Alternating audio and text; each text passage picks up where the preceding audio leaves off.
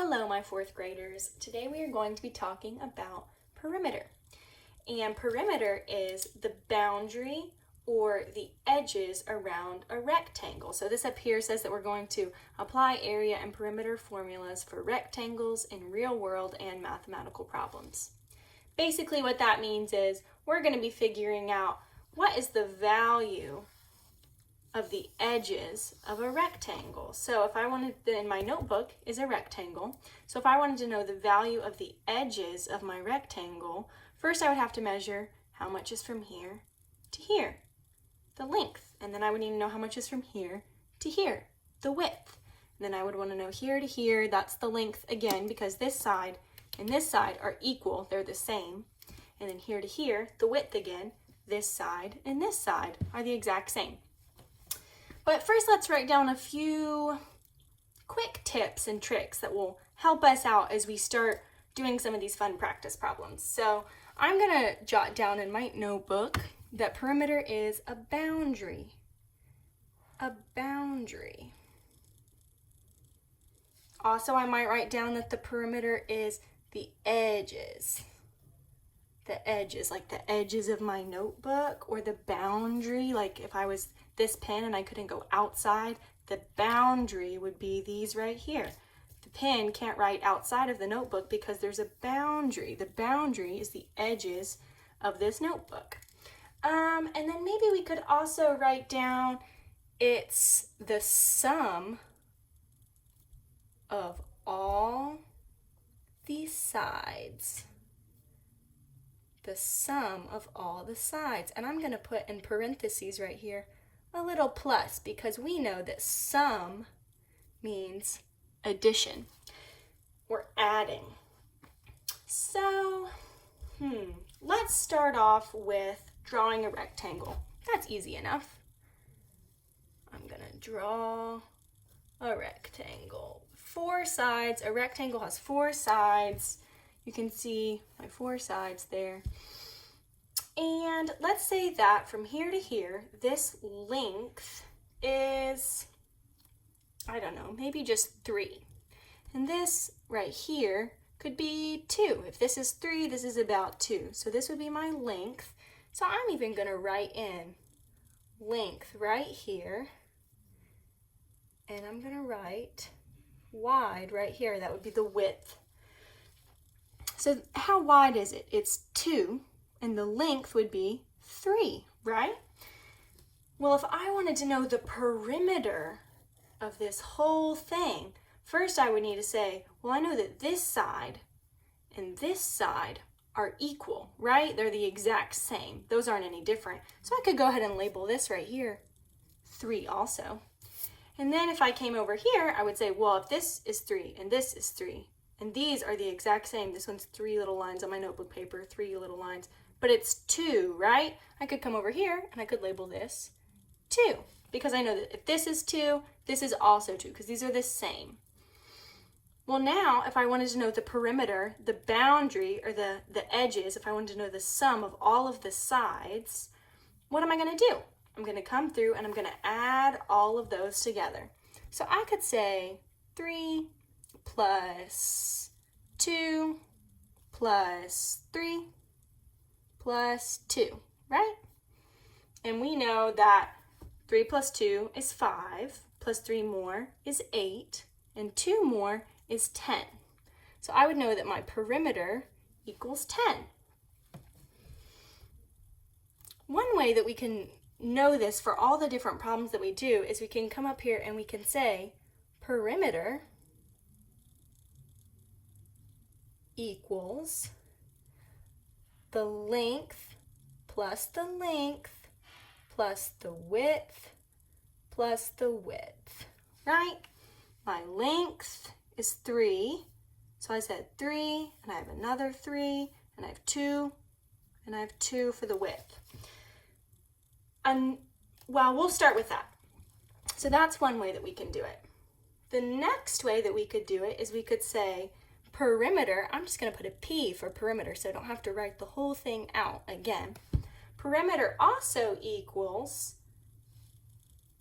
2L, 2 times L, 2L plus 2 times W.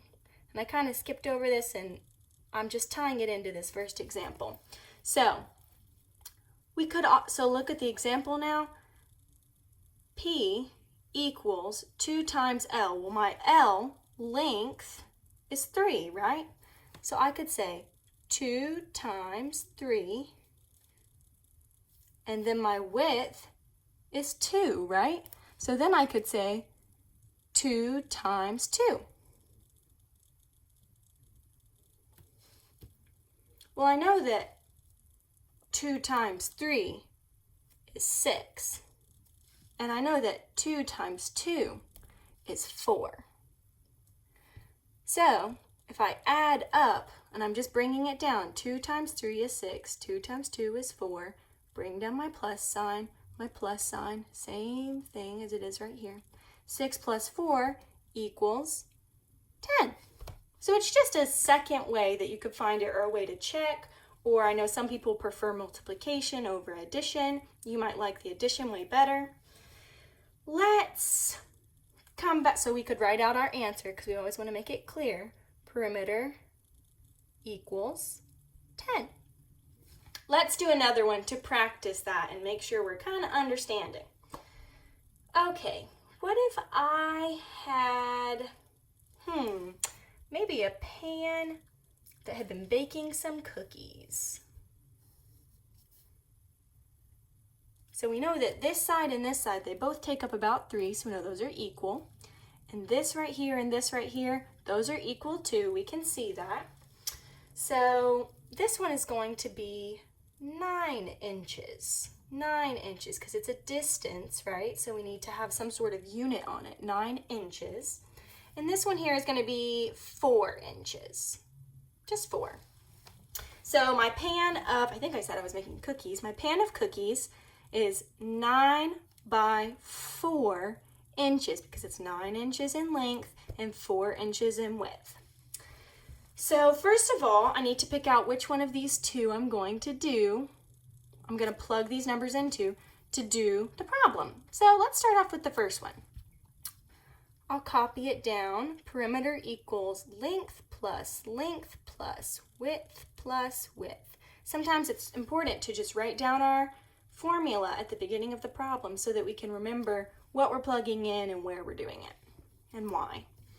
And P is perimeter. So we know that the perimeter equals the length plus the length plus the width plus the width.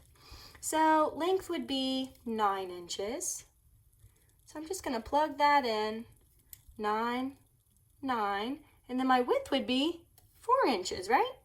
So I'd say plus 4, and my width is 4 inches over here too. These aren't any different, 9 inches and 4 inches. You might want to label your whole rectangle just to see. One width is 4 inches, the other width is 4 inches, one length is 9 inches, the other length is 9 inches. So now let's add all of those up. You go ahead and do that on your own.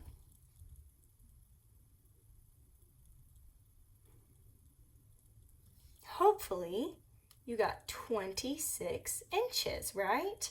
All of those equal 26 inches. 9 plus 9 plus 4 plus 4 equals 26 inches. And maybe if you're doing this with a pencil, you would just erase the P and put 26, but I rewrote it.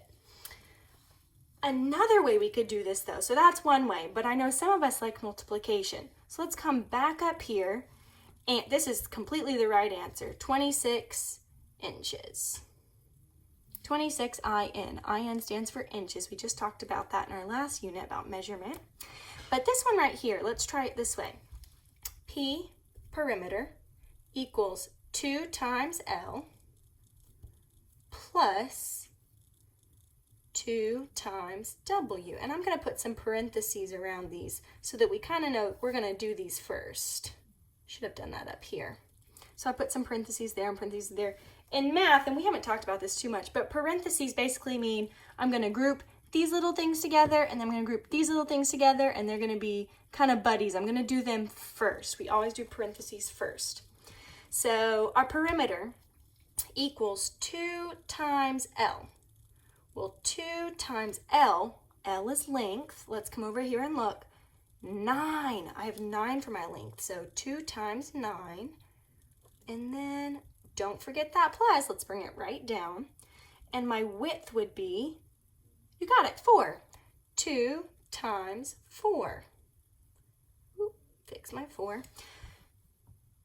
Now let's go ahead and try to do the next step. What is 2 times 9? 18. And 2 times 4? Yeah, that's easy. That one's 8. So when we add those together, what are we going to get? Nice. It's going to be 26, just like this one. 18 plus 8 is 26. So we have 2 different equations that we use to find these answers. Here's the first and here's the second. The great thing about this is that it gave us 2 answers that were the exact same. So we kind of checked our work and we're sure that we did it the right way.